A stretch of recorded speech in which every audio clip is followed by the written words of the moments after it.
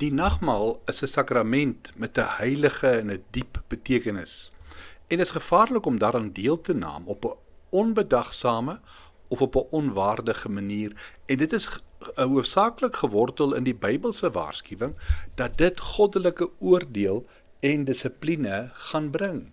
Dit lyk asof daar toenemend 'n neiging is om alternatiewe elemente vir die nagmaal te gebruik en om die rede waarvoor Jesus dit ingestel het te vergeet. Dit is waarom dit toenemend 'n praktyk is om selfs nagmaal aan gaste by 'n troue te bedien.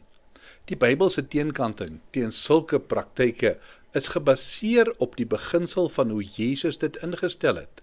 Die rede vir die gebruik van brood en wyn is dat dit die spesifieke elemente is wat heenwys en wat Jesus gekies en gewy het om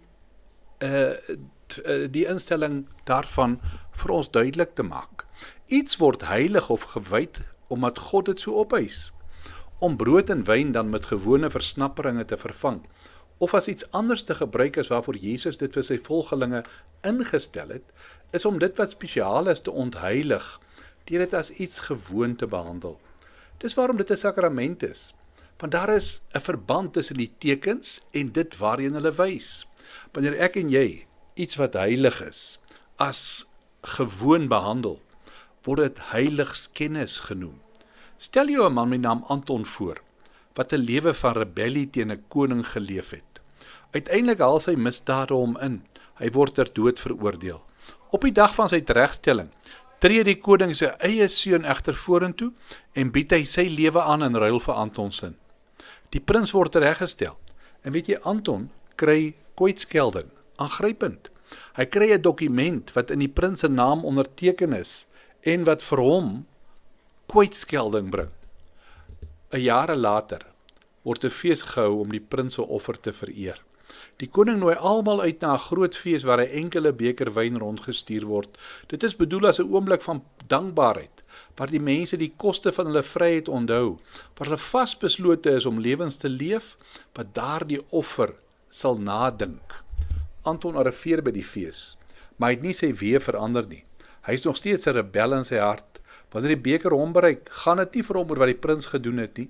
Hy gryp die beker met sy vuil hande, sluk die wyn af want hy's dors.